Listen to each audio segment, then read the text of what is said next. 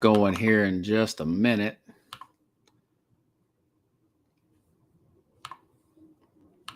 Okay, hello podcast. Hello StreamYard. I'm your host, Robert Butler, on this 8th day of February, Super Bowl week. This is the farthest back the Super Bowl has been played. You have the Daytona 500 next week. The week after, also next Saturday, you have the NBA All-Star Game. Usually those games are a few weeks after the Super Bowl. I love it. Quite frankly, folks, I would love for the NFL to push the Super Bowl back even farther. Ideally, I would like for it to go back to the last week of February, around the 28th. And then you can have the next week and get into March Madness games. You'll get the smaller league tournaments. Then you would get the bigger SEC, Big Ten, all those the next week. And then you get into that. And then, from there, you've got the Masters and everything. So I love the fact that the Super Bowl's been pushed back this far. Couldn't go far enough. Actually, I would love to see it go back. Going to talk about the Alvin Kamara situation a little bit later. Doug Peterson, I thought that was a good hire with Jacksonville. We'll go over some news and notes. The Giants are over the cap. I mean, you talk about it was a good move by forcing Dave Gettleman out. I'll get to that in just a little bit. But first, this league is all the coaching jobs and all the management. Hold on, guys. Let me make sure I get there we go. Go back to our comments. All the coaching jobs, all the management jobs have been filled in the league. And the trend is continuing in one sense that teams are going opposite of the former coach. If you had a defensive guy, now you got an offensive guy. If you've had an offensive guy, now you got a defensive guy. Except for maybe in Houston, I think David Culley's more of a defensive guy, even though he's more of a special teams guy. They end up hiring Lovie Smith. But the league is getting younger. It's getting more analytic. The Dolphins take a Yale graduate. Think about this. This guy, Mike McDaniel, former offensive coordinator, 38-year-old offensive coordinator from the 49ers, was a Yale graduate. He's not the only one. Minnesota, their general manager was a Princeton graduate. You look at Cleveland's Kevin Stefanski. He went to Penn. The Cleveland general manager went to Harvard. Okay. Total now of 44 Ivy League educated player management and coaches. Some players. Mike Brown went to Dartmouth. That's the owner of the Cincinnati Bengals. I didn't know that. He went to Dartmouth. This used to be a sport that was a league that was mocked. I went to parties when I was living in New York out in Manhattan. I would get too much in the NFL talk, and people would roll their eyes at me at the party, and I realized I was out of place there. A bunch of bougie, elitists there, pickles. So it's getting more analytical, smart. Those people used to mock the league, though, pickles. They used to mock the NFL. And they probably still do, but now you can't really say that. It's really getting, and quite frankly, it's grossed over $12 billion annually, the most watched TV show in this competitive world of streaming the NFL. You have 40-something, 50 million people watching Dallas and San Francisco when there's so many good streaming services. Next year, the Amazon's going to get the NFL. But the fact that the NFL can still hold those big week Sunday pickles, you got the Super Bowl. You have the for God's sakes, 9 million people watch the Pro Bowl and it's unwatchable. But the NFL it has a way of holding a viewer that like no other. I mean, I've been watching so many shows. Lillehammer, Silvio from The Sopranos. He's the what's his name? Pickles. I've been watching that, binge watching that one on Netflix. But I just can't believe like the NFL still captures people's eye with you got Netflix now, you got Paramount. I don't have Paramount, but I hear Yellowstone's a really good show. People's talking about that. But it still beats out those Netflix shows. All those great series. Billions is kind of down now, but it used to be really good. Showtime show. All these documentaries, and the NFL still finds a way, even though the NBA, the Major League Baseball, all those ratings have went down. College basketball, nobody calls college basketball anymore. I still watch the tournament, but I don't know half the teams like I used to. But the NFL still holds that, and it's amazing at where it's came from where it's gone from. So, yeah, let's talk about this guy. Okay. 49ers offensive coordinator Mike McDaniel. Miami hires this guy as a new head coach. I made a note. He kind of looks like the guy that made the Cocaine Cowboys, Billy Corbin.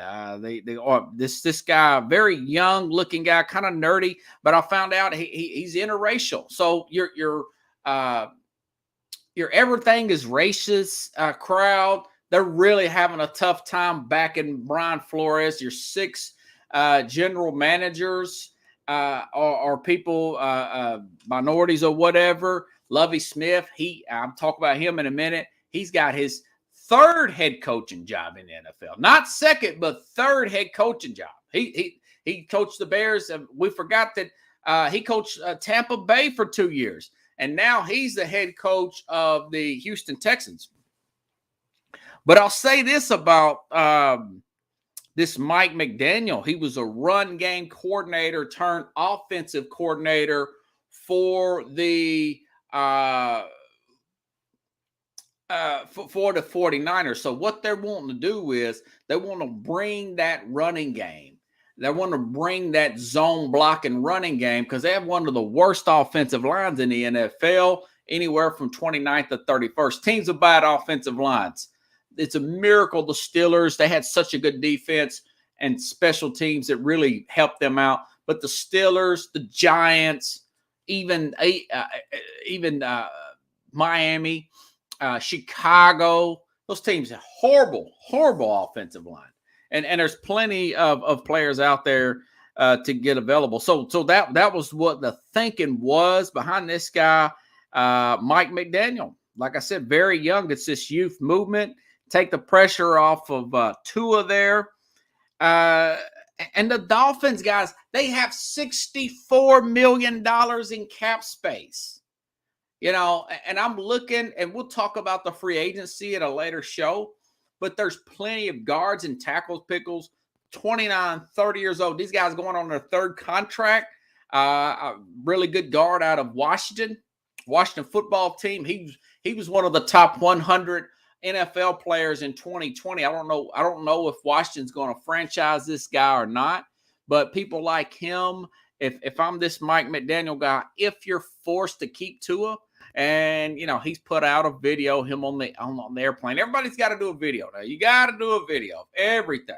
You know, I hate doing it, but I have to do it to build this brand up. You know, and so he's putting out this video with Tua saying, I'm looking forward to working with him, blah, blah, blah. And that was probably part of it, that he was supposed to deal with Tua, give Tua a few more years. Now Tua's going into year 3 and year 4 where he's going to be a really good cap number, but he's got to stay healthy. But what they're looking at make this Mike McDaniel. They're saying, okay, we want you to bring that zone block and running scheme here. And we're giving you $64 million plus a really high draft pick. And you want you to fix this running game and fix Tua. We know what Brian did with bringing in all those defensive players that are still under contract. Some two really good secondary there, really good corner there, you know. And that's what they're wanting to do. Yeah. So $64 million is the most in NFL. Look, according to Spot Track. So, and like I said, this guy comes from San Francisco, where they had the highest paid left tackle in the league, Trent Williams, $20 million a year. Jim Jeffcoat was talking about him the other day on the Mac, Jack, and Jim show. of what they're aligning that. So that's what they're trying to do. I've been telling teams, I don't know why more teams just don't do that anyways, go to that scheme. But when you got that kind of money, though, when you got $64 million, you got a really good average to good level playing defense, sometimes at a great level, opportunistic defense. When you got that, this team could withstand holding a guy like Russell Wilson if they wanted to. If they really wanted to work out a trade, they can take a $30 million quarterback hit, and then you still got $30 million plus to spread out offensive line. They've got a decent, good receiving core. You've got your tight end. You got a good tight end there. You got a number 1, number 2. Jalen Waddle had a really good season here. They should have went offensive line, but they've got Waddle there. Devontae Parker, guys like that, still are going to be under contract. Waddle's going to be in the year 2 of his contract. So the Dolphins are in a much better situation. On the Brian Flores thing really overshadowed everything. Guys bitter, had some wrong people in his ear. He's going to regret that. I would totally just drop the whole thing and do a lot of apologies myself and stop worrying about what these people in the corporate media think of me to play that card like that. But the Dolphins right now, they could be a real player for Russell Wilson. Maybe Derek Carr. I brought this up on the Jim and Jeff Colt, Mac and Jack and Jim Jeff Colt show. Derek Carr never said anything about staying with the Raiders. This may be a Jay Cutler situation with Josh McDaniels where they don't jail. They don't jail, and maybe he wants out. He has little to no guaranteed money. Maybe the Dolphins can trade up a load of players and get Derek Carr. Somebody like that. They can afford it. They can afford it. A lot of times you simply can't afford it. In the Dolphins' case, they can't afford it. They can fix their image, bring in a good running game. I don't think they're going to make any big splash moves. I'm just thinking out loud. But they could. They can afford it. They can definitely afford bringing in another player. Most of these teams, they would have to move around a lot of players to get that. And I'm going to talk about the Titans possibly getting Aaron Rodgers and how much of a headache that would be going forward. Doug Peterson, number one hire I thought that Jacksonville should get. This team, they're just behind. They're like 58, 60. Where are they at? They're just behind Miami in money. They are third, actually. The Chargers, okay, this is coming in. We're coming up on the new year, the new calendar. We got the Super Bowl Sunday, the new calendar for the NFL. Free agency starts March the 16th. I think the new calendar technically might not start before that. But like I said, Miami, $64 million, got a new coach. Not sure about that quarterback. The Chargers, $57 million in cap space. The Chargers are second. So Brandon Staley, another analytics guy, if you can't take $57 million with an already talented player, already talented roster, good offensive line, world-class looking quarterback, you can't make the playoffs, he may be 2 and done, And then Jacksonville, $56 million, back to Jacksonville. So Doug Peterson, he's got Trevor Lawrence. He's got $56 million in cap space there. And the only thing is, can he get along with this Trent Baalke? This is a former general manager of the 49ers, the guy who got into it with Jim Harbaugh. There were rumors that former quarterback for Jacksonville did not want to work with Trent Baalke, the former 49er general manager. So this guy's got some issues. That's my only setback, that maybe Peterson will have a butt heads with this general manager who's still left on with Jacksonville.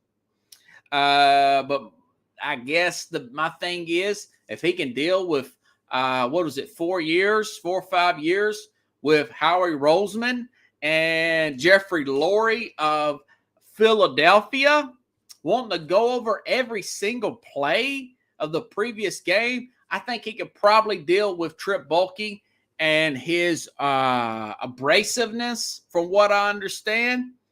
But that's my only setback to Jacksonville. So I think they're probably going to take this guy, Neal, out of Alabama. Remember, they've got the number 1 pick.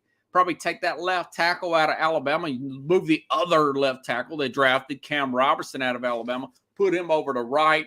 Put either Neal or this other guy people's talking about. I can't pronounce his name off the top of my head. Put him from North Carolina State, that tackle there. Do something like that. $56 million. They're probably going to go offensive line. I wouldn't get a bunch of skill players. I will go offensive line, maybe tight end. I don't think they have a world class. I know they traded for a tight end last year. I don't think they have a good enough tight end. Get a little bit bigger tight end there. They've got plenty of room. They got a good running back core, James Robertson there. It's a lot. You've got to be really happy if you are a Jacksonville Jaguars fan. Again, Doug Peterson, much better. Byron Leftwich, this guy coached Tom Brady, okay? Could this be the Adam Gase thing? Adam Gase coached Peyton Manning. Yes, you're going to do good. You're going to look good if you're coaching a guy as dedicated as Peyton Manning. That being said, Byron Leftwich did play quarterback in the NFL. It's not too bad to go work under Bruce Arians for another year, wait for a better job to come about. But, we'll see how, again, Trent Baalke and Doug Peterson, see how that figures out. Byron Leftwich, take your time, go back to Tampa and see how long Bruce Arians hangs in there. I don't know if he's going to be patient to deal with Kyle Trask. Some are saying maybe they trade, Tampa trades for Jimmy Garoppolo. I don't know. But again, Leftwich had some issues with Jacksonville. I think Doug Peterson was a better hire. Already won a Super Bowl. That was an A+ hire. He's got plenty of money. We'll see how and it's always like that, though. It was like that here in Tennessee, Pickles, with Floyd Reese and Jeff Fisher, Trent Baalke, Jim Harbaugh, Chris Greer, supposedly, and, of course, Brian Flores, that general manager. So it's always general manager, head coach, button heads. That's nothing new in the NFL. So I do think that was pretty good hire there. Now, Lovie Smith. There was a little bit, Jason Whitlock was saying the team wanted to hire Josh McCown. He was feeling, the team was feeling pressured by your ESPNs of the world, which tells me that, Bob McNair, the owner, the old man died, the kids, they didn't really break their back for the money to buy that organization. So they're okay with just hiring public relations hires. I don't know what the case is. But I do know that Lovie Smith is, the guy went to the Super Bowl with Rex Grossman. Okay, so he's not that bad a coach. I looked at his record, 89-87. He's 500, pretty close to 5. He's got a winning record. He's 3-3 in the postseason. 2005 Coach of the Year. Again, Rex Ryan went to the Super Bowl. He had Jameis Winston in Tampa. They lose all the games. They get Jameis Winston. The second year, he goes 6-10. Then they fire him. And the last year he was at Chicago, he went 10-6, and they fired him. But these NFL owners, they don't got a lick of patience.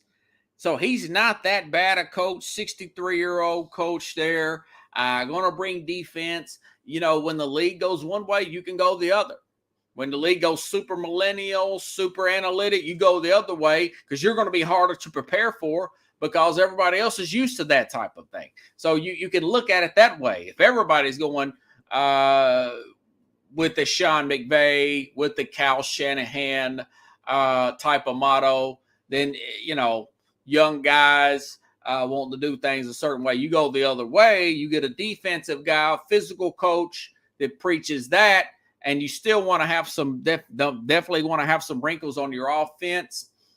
We'll see how Davis Mills works out there for Houston. They still don't have quite the cap money they should. They've had like 10, 12 million under the cap there. It's not a bad play, but Houston is still, Bill O'Brien got them in such bad shape that Houston is now they've got 20 million in cap room, but they're 16th and they stripped their roster down last year. They should be closer to top 5. So they've got some money though. They've got 20 million in cap room. Cap room's a big deal. If you're inheriting a bad team, and they just fired the other coach. Now, supposedly, David Culley was fired because he didn't want to fire some of his staff and assistants. Now, Lovie Smith is a Texas native. He's okay. He's flexible. He's used to playing the game for what it is. Lovie, I was just saying, Brian, the guy went to the Super Bowl with Rex Ryan. He's not that bad a coach. You go to Rex Grossman. Wrong Rex. And Culley didn't do that bad a job. Davis Mills, if you can get a third-round quarterback to play well, Dak Prescott was a fourth-round quarterback. Tom Brady was a sixth-round quarterback. Tennessee Titans have a second or third-round quarterback. And, Ryan Tannehill, excuse me. So, it's not that bad. You hear the haters on the outside and just the media just piles on Houston and piles on Houston. Houston made a mistake. Okay, their owner died. Okay, the kids don't know what they're doing. One of the kids put Brian Billick as they control the general manager and head coaching job. The guy started making a bunch of crazy trades, and it just totally irritated the crap out of their quarterback, their franchise quarterback. They still haven't traded him. They have a lot of assets. If they can, once they get rid of Watson and get him off the books, they're going to have some major assets. That's going to be a major story for us to cover. Again, going back to the Miami hire. Miami has $56 million, 64, in cap space. They're a team that could take that asset off, bring some more assets to Houston to help Lovie out. So Lovie's looking at it, average head coach makes about $6 million a year in the NFL. It's a 5-year deal. You're making about $30 million plus winning incentives, no matter what the team does. How are you going to turn that down? He's a Texas native. And I'm just saying this because a lot of people are saying, well, he took the worst job in the league. They played better down the stretch. They're a team that had some cap problems. They made some bad moves. It takes 1 to 2 years to get out of that crap sometimes. See, I study this. I look at it. I love it. And I don't have much of a life. I like studying it. And I just think that Houston is, they've had some issues before hiring a guy just because he was the pastor of the team or something like that, Casario. But now, you look at a guy like Lovie Smith, you look at how they played down the stretch. They almost beat Tennessee. They did beat the Chargers last year. They beat Jacksonville. They've had some wins. They've had some good wins. You just need players in this league. They got a good draft pick. They may get more draft picks. They're likely to get more draft picks from Deshaun Watson. So it's a lot more upside than the naysayers would say with the Houston Texans job. But yeah, and of course Cutler, the one playoff game that he probably could have won, Jay Cutler got, going back to Lovie, he got hurt in that game. That was the 2010. That was the 2010 playoff game. And then 2012, they went 10-6. And he got fired for that. So these owners don't have any patience. They have more money than sense. They simply throw money away. But it's just not a terrible hire. I'm sorry. I don't think it is. Okay. Going into other coaching hires. Okay.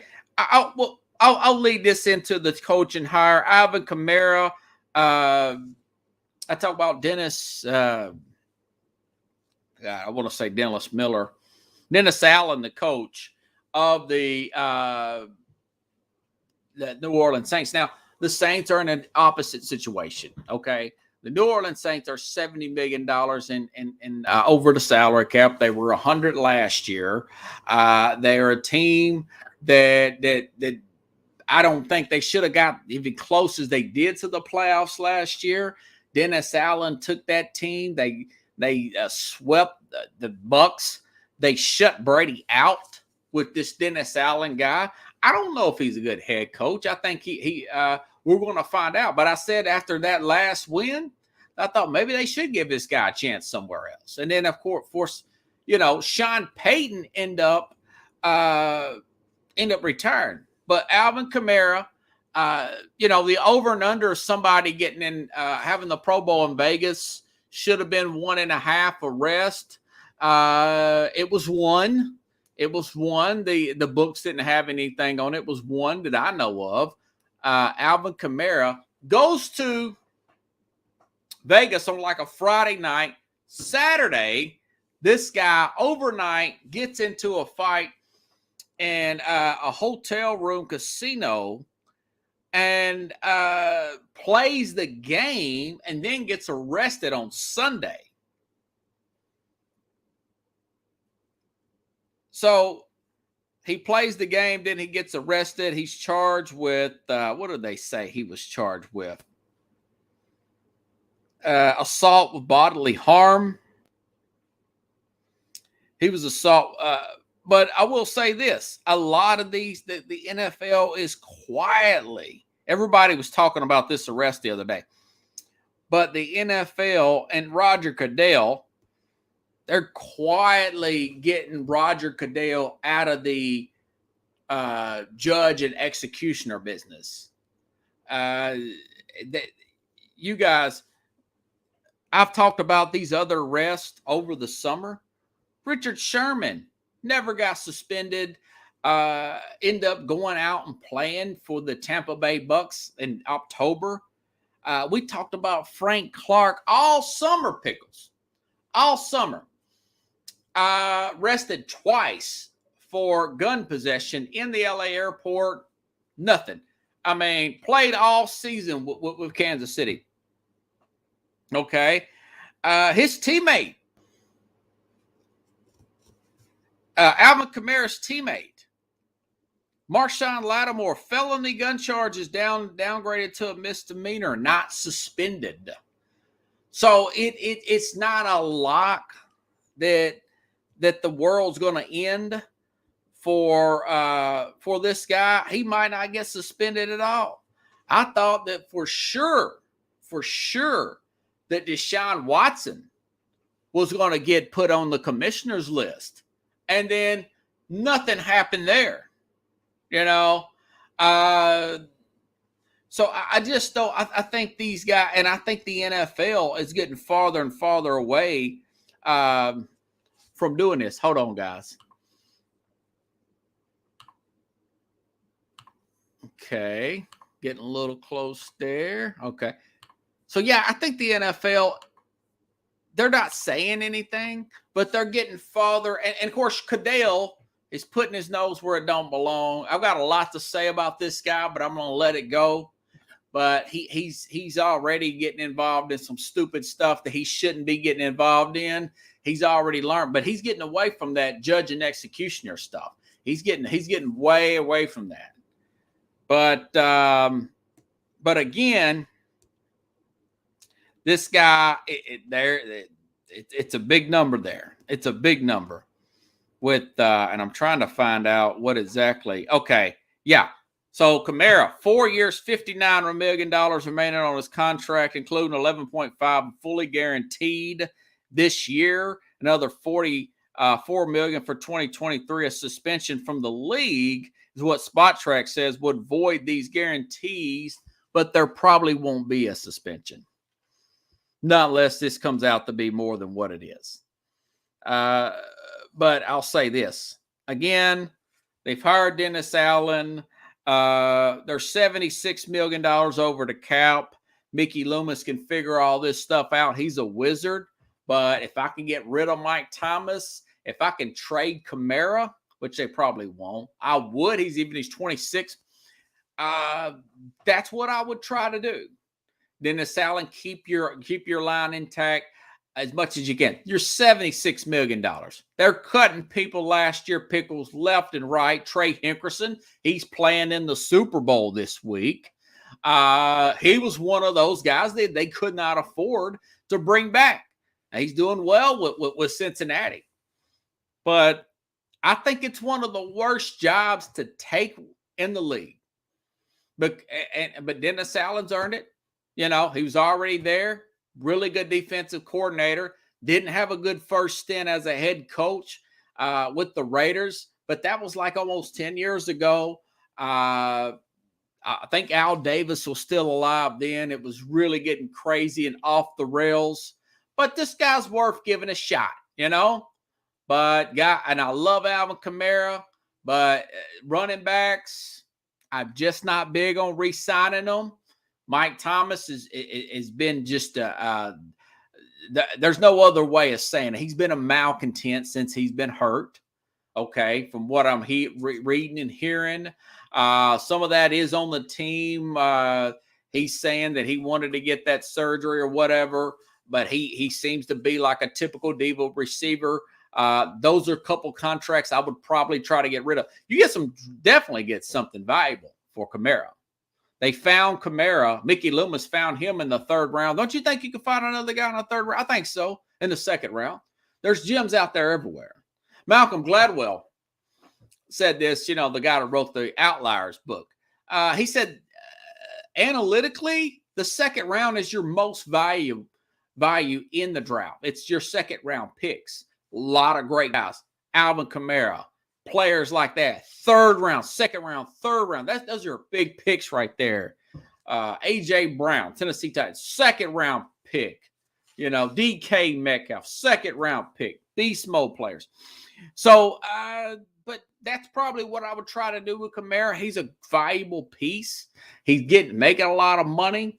You'd want to try to get that off of your books as soon as possible. Okay. Now, let me settle this rumor real quick. Could Tennessee bring in Aaron Rodgers? Yes. Aaron Rodgers is supposedly buying some land here. He would fit in with this community. He would fit in really good. I think his beliefs and values would fit right in Nashville. Nashville needs that quarterback to get them over the top. The Tennessee Titans, Mike Vrabel just signed an extension today with John Robertson. So the organization is putting their faith in those two guys. Unfortunately, they've got Ryan Tannehill, and it's a lot of money to move around. Could John Robertson put it off? Essentially, yes. But let me tell you what the facts are. Let me tell you how hard this is really going to be. Aaron Rodgers is a $46 million cap hit. Ryan Tannehill is a $38.6 million cap hit. Green Bay is $46 million over the cap. Tennessee is $6.6 million over the cap. Green Bay would have to take Tannehill. This is for this to happen. Green Bay would have to take Tannehill and his contract and send Rodgers back over. That would essentially save them $8 million. Okay. And of course, that's not enough. Tennessee would have to give up a defensive player, maybe a Jeffrey Simmons, a Kevin Byard. I would preferably a safety maybe, and maybe 2 first-round picks. Then you get a 38-year-old quarterback with the $40-something million cap hit. So then on top of all that, then you're going to have to restructure Aaron Rodgers' contract, which I don't know if he even wants to do. And then you've got a guy like a Julio Jones. Was just a bad move. It was not a good move. Now the season's over with. He missed a lot of games that last year with Atlanta. He missed all these games here. He was not a good play for Tennessee. He is a $13 million dead cap hit. That means if they cut him, if they bring him in, he's a $14 million. So he would have to restructure his deal. Okay? So that is a lot to do, and a lot. Could John Robertson do it? He would have to sell Aaron Rodgers' agent prior to that, and then he'd have to sell the fact that Tannehill can play in this league. Tannehill would be a great safety valve for their quarterback, who they don't think they could probably play anyways for another year or two. And then you're giving up a defensive player, and you're giving the Packers 2 first-round picks. If they took Byard, Tannehill's contract, and Rodgers restructured his contract, then they can make it happen. It's not about cheap, Pickles. It's about the cap is the cap. It's a hard cap. You have to get teams around the cap. They're over the cap. They're over the cap. That's what it is. It's a hard cap. That's why the league's so good. Because what didn't have a cap be like baseball, nobody watches, But so you have to get under the cap. And they have a big swinging general manager, takes big shots downfield. He would try to do it. He would try to do it, but I really don't think I would try to go after Rodgers. Now, would I go after Derek Carr? Heck yeah, he's 31 years old. Probably don't have that kind of ego of Rodgers. Probably would take a 22 to $30 million contract, and he's worth it, Derek Carr. That would probably work out. Russell Wilson, maybe they can work out something. Wilson, a lot cheaper to live here than he is in Seattle, Washington. Yeah, he would have to lower that number. If you guys want, and that's why Brady's sitting at home with 7 rings in his hand, because he adjusted his salary cap, guys. Aaron Rodgers, first ballot Hall of Fame, 1 ring because he would not adjust that salary to bring in players around him because it's a hard cap, It's a hard cap. But so he wouldn't, but those guys wouldn't, the great Drew Brees. None of those players, even Peyton Manning, as good as Peyton was, they never wanted to restructure their contract or take a pay cut. Don't take all the money. If you're a quarterback in this league and you're getting to AFC divisional round, AFC championship games, Super Bowl, and you're taking, say, 22, say 25 instead of 35, $42 million, you're probably going to make that up if you have a halfway decent agent in advertising. You're going to make that up in that State Farm commercial. And you're going to make all that stuff up in these off-season deals, insurance companies. You don't even have to be a beer company. It could be a suit company. It could be a cologne, a deodorant, a car company. Buick had a big deal with Tiger Woods. They want you to be on TV. What I just say earlier in the program, 46 million people watched that Dallas and San Francisco game. 9 million people watched that unwatchable Pro Bowl game. But if you're not playing in those games, that stuff don't sell. It sold a lot better. Patrick Mahomes that commercial looked a lot better when Mahomes was playing in that game against Cincinnati when he did that State Farm commercial. But my point is, the healthcare, thank you. These guys are going to have to take, once you make over, and there's a study done on this, once you make over 14% of that cap, you do not win Super Bowls. That's what the number says. That's not my opinion. Those are the facts. Russell Wilson made this big, he's got his good-looking pop star wife there, Sierra.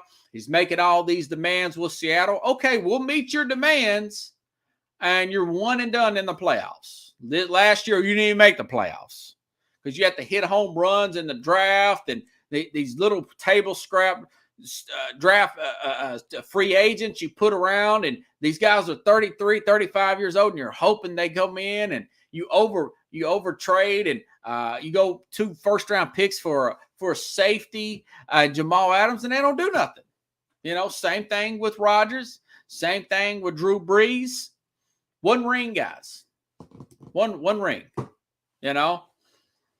So it is what it is. So it would be a very much of a long shot to get Aaron Rodgers to Tennessee. It's not impossible, but I'm just here to tell you the truth, good and bad and they're ugly, Pickles. Okay, the Giants. The New York Giants, there's a buzz going out about them.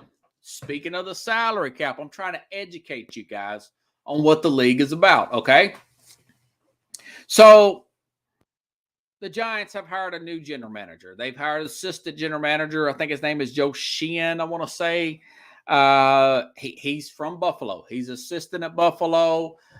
He's taken over the Giants. And then they brought in Brian DeBall.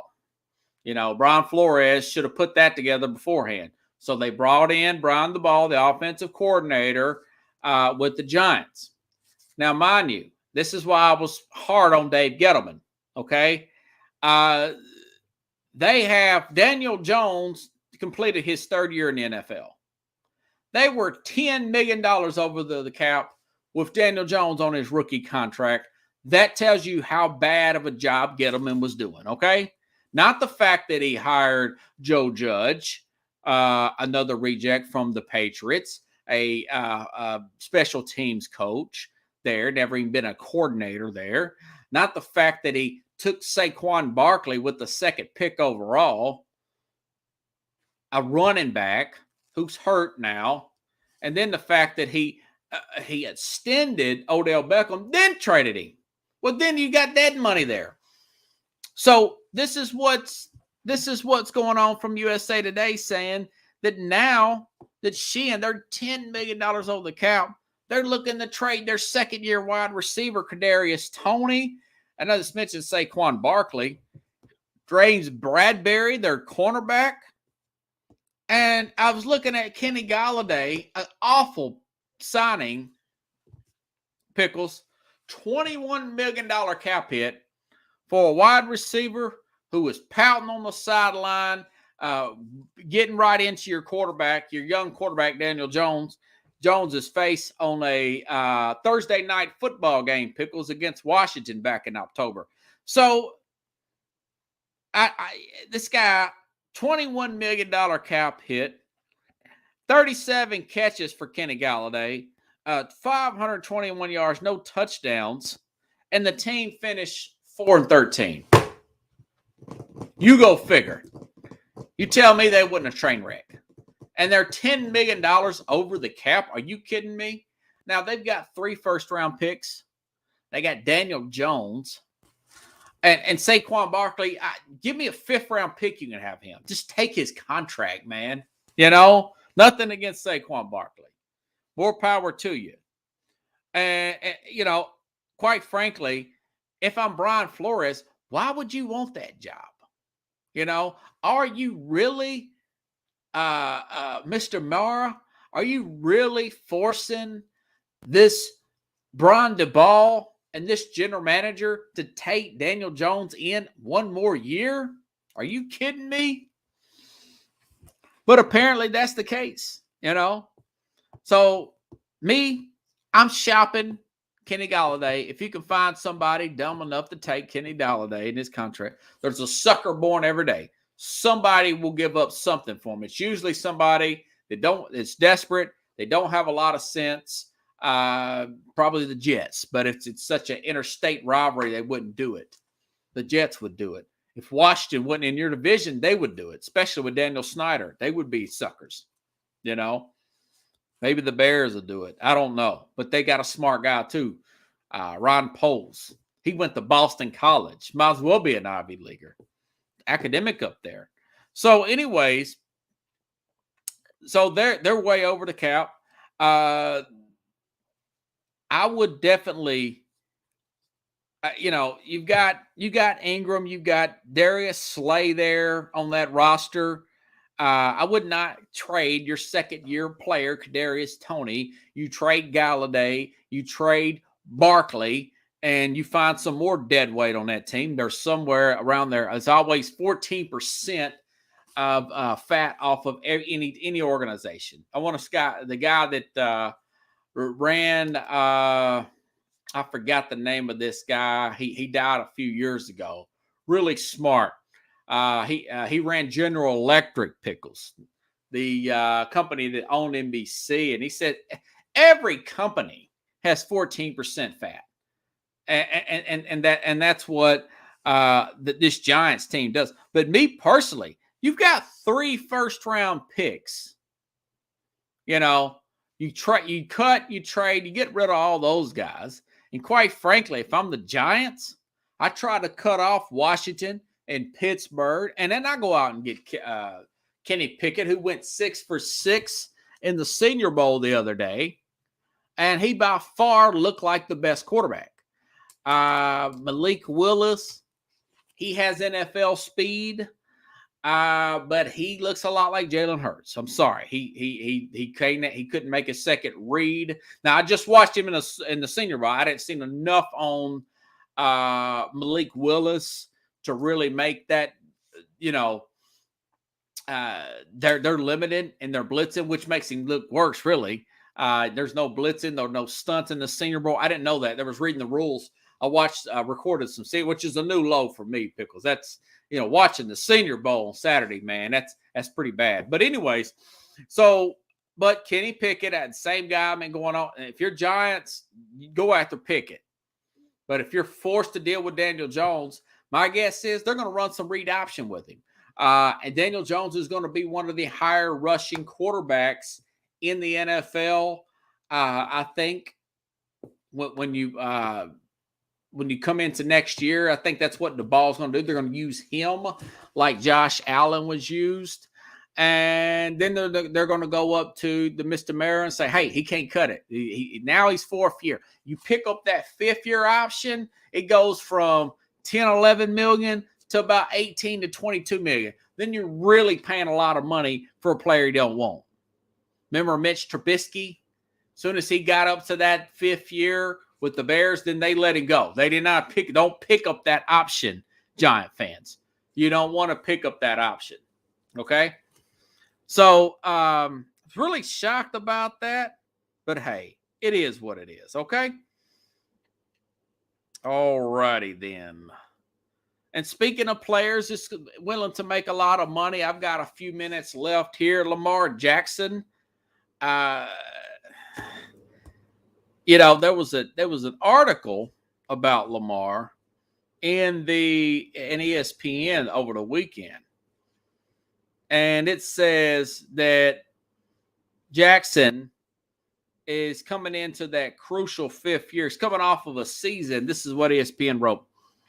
Season that wasn't ideal for a player looking for extension. He struggled with the blitz and decision-making, had a career-high 13 interceptions. He also was sidelined for the first time due to injury. But DeCosta said none of that has changed the Ravens' confidence in Jackson as their franchise quarterback. There's a lot of upside with the offense. Lamar's a big part of it. Yeah, that's public relations talk. Yeah, I couldn't pay Daniel Jones 18. Now I understand paying Lamar's 5th-year option. He was MVP of the league, but Lamar, the most attempts in the league, he's on the pace of having the most rushing attempts in the league for any quarterback in the history of the game. So this ESPN article says about Lamar, those in the league circles expect Jackson's payout to exceed $40 million per season, which make him the highest among the 3 highest paid quarterbacks in the league. It would be interesting to see if Jackson can surpass that $43 million that Josh Allen's going to make. That's why their window, they've got to get a running game too. It's good that they got rid of the ball in Buffalo. Buffalo needs a running game. Their window's about to close because they're going to be paying Josh Allen $43 million, who he's a better passer than Jackson, but he runs too much. Okay, $43 million to Mahomes, $45. Yeah, he's worth it. The other issues with whether Jackson will be a short-term extension like Prescott 4 years or Allen 6 years. Okay, no freaking way. You know, these quarterbacks, that's the problem in the league right now. You either pay a quarterback a fortune or you let him go. There's no real in between there. Kirk Cousins is overpaid. People talk about, well, Jim Harbaugh, he missed out on his. I mean, why would he want that job? You know, there's certain quarterbacks in it. And look at Joe Burrow. I just mentioned the other day, guys. Burrow's going to be here to stay. And quite frankly, they're another team with a lot of money. Everybody's going to be looking up to Cincinnati. Who would have thought that? As good as I've had Cleveland. And Cleveland's the same problem. But Baker Mayfield, he's not even half the quarterback that Jackson is. You know, they need to, they'll probably franchise him, which is a ton of money. Because you franchise a quarterback, you're in the top 5 of the league of quarterbacks. When he was hurt in not this past year. And mind you, they got one playoff win out of that. They beat Tennessee. And then the other game, he was hurt in the Buffalo game. I'm going back to 2020 playoffs. He was hurt in the Buffalo playoff game. He didn't finish that game. I thought they would beat Buffalo. Quite frankly, the Buffalo couldn't run the ball, but he got hurt there. He was hurt last year. He's going to lead the league in attempts by a quarterback. So, I know it's part of the game. Josh Allen, the big rusher. It's just not a good idea to get in the habit of rushing these quarterbacks, and that's how Jimmy Garoppolo got hurt, trying to rush the quarterbacks. So they're in a dilemma. And if you're a Cincinnati fan, you're looking at Cleveland over here, still having Baker Mayfield on the roster. Doesn't take an Ivy League educated person to realize he's not the guy there for certain. And then, although much better football player as a whole, Lamar Jackson, are you going to pay him $40 million?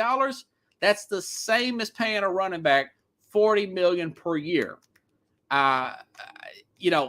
There's a lot of sucker born every day. Washington would give up the moon for Lamar Jackson.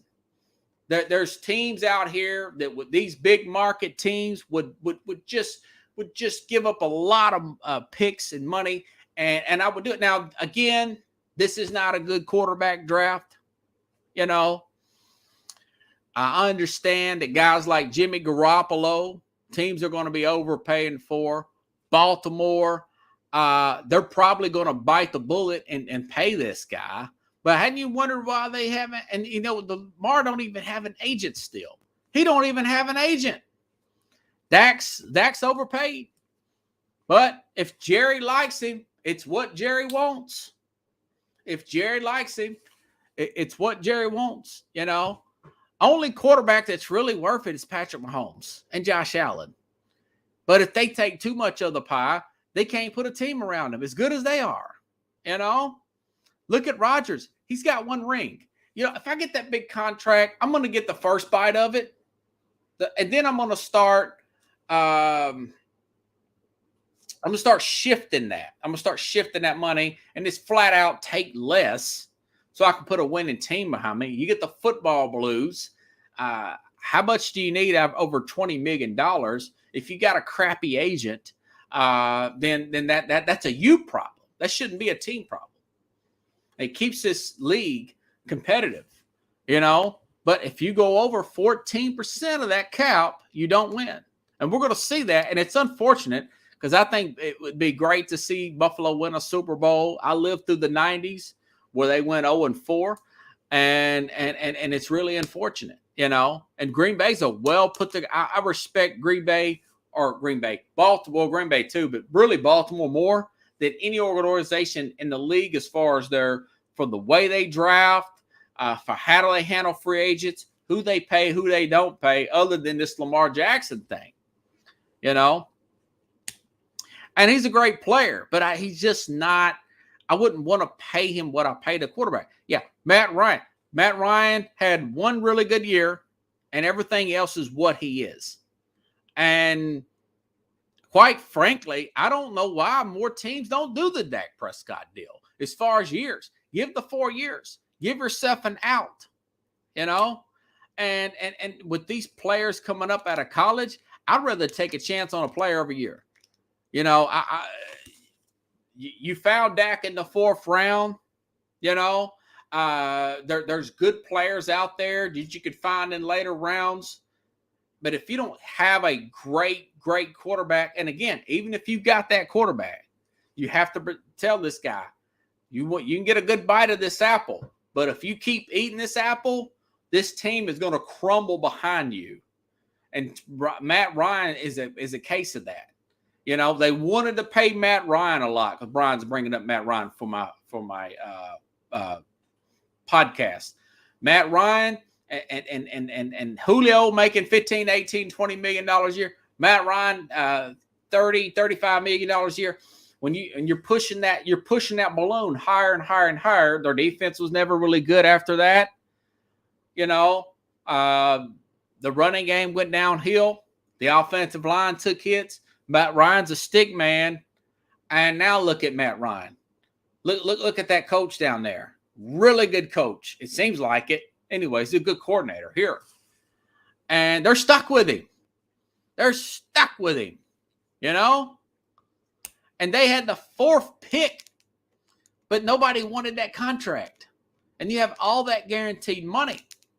So that's the thing when you're paying these guys, very few, you know, and even the ones who paid.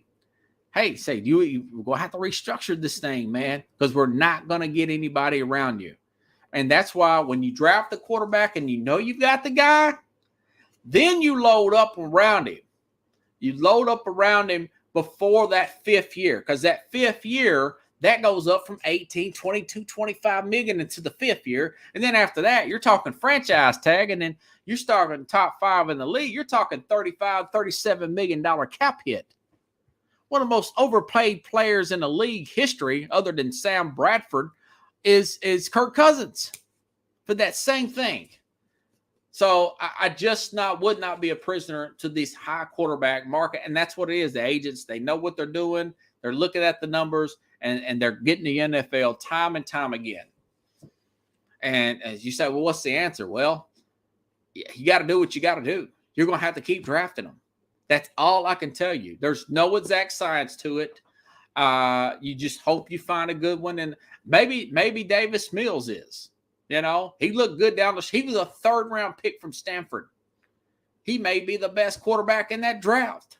You know, I doubt it. I mean, I think Lawrence will probably end up being that guy. Fields has got some promise. Was a guy from NFL Network. He said that the Ravens should have drafted Justin Fields. I was behind him. And then let Lamar walk. You know? You could start right off. You could keep that team around him, you know. But that is all I have to say about that. The definition of insanity, guys, is doing the same thing over and over again and expecting a different result. And you see teams do it over and over and over again with these quarterback salaries. So if you guys like the show, share the show. If you want to contribute to the program, go to the ZELLE app. My email is sports. The word scope at gmail.com. I will see you all Thursday, and we will break down this Super Bowl. I'm leaning Cincinnati, but I'm not 100%, but we'll see.